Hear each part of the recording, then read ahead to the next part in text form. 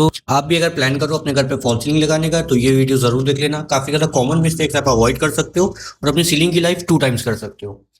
Number 1 पे आती है हमारी सीलिंग हाइट। आपको ध्यान रखना है कि सीलिंग अगर आप प्लेन बना रहे हो तो 6 इंच से 8 इंच होनी चाहिए। अगर आप डिज़ाइन बना रहे हो तो आरसीसी स्लैब से आपकी हाइट 12 इंच मैक्सिमम होनी चाहिए। अगर आपके में बीम्स हैं तो बीम्स 12 इंच या 13 इंच के हैं तो आप कवर कर सकते हो। उससे ज़्यादा है तो बीम को आप छोड़ दो, जितना सीलिंग में कवर होता है उतना रखो।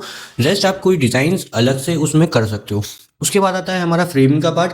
फ्रेमिंग एक बहुत इंपॉर्टेंट पार्ट होता है फॉल सीलिंग में, क्योंकि इसी के ऊपर आपकी पूरी सीलिंग बेस होती है, पूरी सीलिंग रुकी होती है।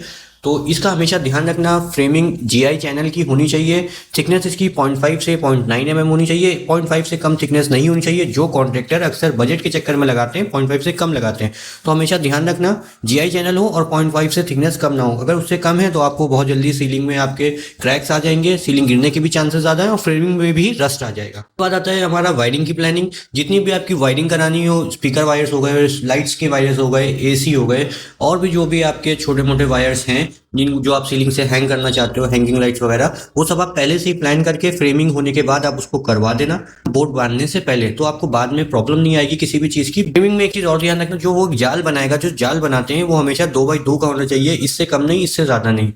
इसके बाद जो पार्ट आता है वो आता है हमारा जाल को पैक करने का, यानी उसके ऊपर बोर्ड लगाने का। अगर आप जिप्सम की सीलिंग करा रहे हो तो आपको रेडीमेड बोर्ड लगाने पड़ेंगे। उसके ऊपर 6x4 के बोर्ड आते हैं, थिकनेस 12 mm की होनी चाहिए। जब आप अपनी फ्रेमिंग के ऊपर अपने बोर्ड से पैक करवा लो तो हमेशा ध्यान रखना कि उसके जो जॉइंट्स होते हैं वो प्रॉपर फिल्ड होने चाहिए, डायरेक्ट फिल नहीं होते। हमेशा ध्यान रखना, मैश टेप लगा के कंपाउंड से जॉइंट पैक करे जाते हैं, तो मैश टेप ध्यान रखना बहुत अच्छे से लगाओ और कंपाउंड जॉइंट्स के बीच में बहुत अच्छे से फिल हुआ हो, वरना बहुत ही जल्दी आपको अपनी सीलिंग में क्रैक दिखने लगेगा और वो पूरा क्रैक आपकी पूरे लुक को खराब कर देगा। उसके बाद आती है, जब सीलिंग हमारी पूरी पैक हो जाती है उसके बाद आती है हमारी लाइटिंग। लाइटिंग ध्यान रखना है कि लाइट पहले से ही प्लान कर लेना। जितने भी आपको जहाँ पे लाइट लगानी हो, जितनी लाइट लगानी हो, सब पहले से पेपर पे ड्रॉ कर लेना। बॉर्डर्स के ऊपर लाइटिंग होती है, डाउन लाइट लगाते हैं, उसको आप पेपर पे ड्रॉ कर लेना।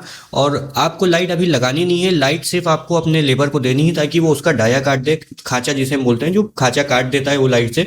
तो एक सैंपल लाइट का लाके आप उसको दे देना, उस हिसाब से वो खाचा काटेगा, उसका डाया काटेगा। और ध्यान रखना कि जितनी भी लाइट्स वो काटे वो एक लीनियर प्रोपोर्शन में हो। ध्यान रखना कि जितनी अच्छे आप स्क्रू लगाओगे उसमें रस्ट उतना कम पड़ेगा और आपकी सीलिंग की लाइफ ज़्यादा रहेगी। तो स्क्रू और कंपाउंड और मैश टेप ये सब ब्रांडेड ही लेना, बहुत ज़्यादा पैसों में फ़र्क नहीं आता है। 30 से 40 रुपए का बॉक्स पे फर्क आएगा। अगर आपको ये वीडियो अच्छी लगी तो प्लीज मेरे इंस्टाग्राम को भी फॉलो कर देना और मेरे यूट्यूब चैनल को सब्सक्राइब कर देना और शेयर कर देना अपने उस फ्रेंड्स और रिलेटिव के साथ जो अपने घर में फॉल सीलिंग या फिर कुछ भी इंटीरियर का काम कराने का प्लान कर रहा है। Thank you so much.